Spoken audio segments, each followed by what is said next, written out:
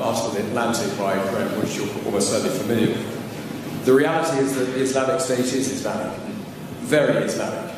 Yes, it has attracted psychopaths and adventure seekers drawn largely from the disaffected populations of the Middle East and Europe, but the religion preached by its most ardent followers derives from coherent and even learned interpretations of Islam.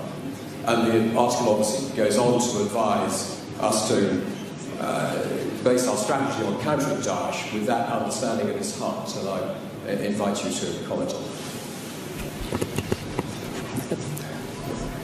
Every religion has perverts and psychopaths who try to hijack it.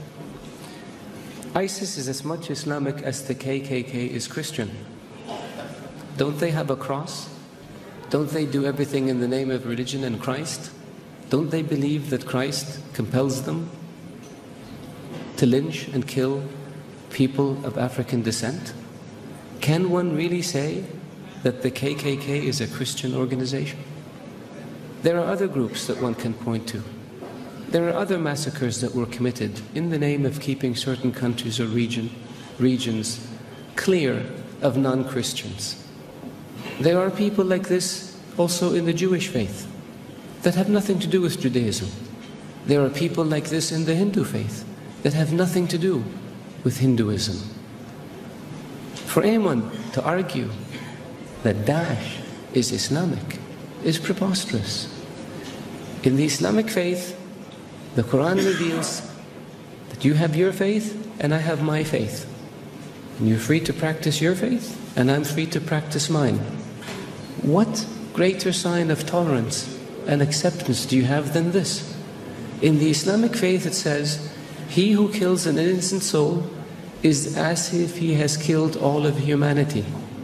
And he who saves an innocent soul is as if he saved all of humanity. What better example of compassion and mercy do you have than this? So if you look at what Daesh says and you say it's in the scriptures, doesn't the Old Testament say an eye for an eye and a tooth for a tooth? If somebody does it today, would you say they were Christian or they were Jewish? So I caution people, because it seems to have become almost novel. Not novel, it's become the flavor of the day to try to read things into Daesh or into Islam that are not there.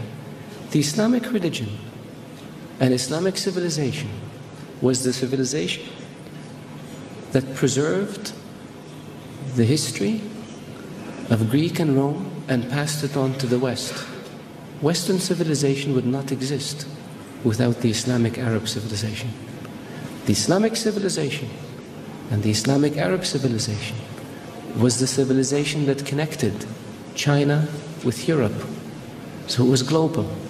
The point I made early on about being an intermediate civilization, this is what I mean. So if Islam was intolerant and Daesh represented Islam, would Islam have preserved Aristotle and Socrates and passed it on to the West? Would Islam have connected Eastern civilization with Western civilization? Of course not. So I urge you, all of you, to be careful when it comes to making generalizations or to accepting generalizations that have no basis in fact. Thank you.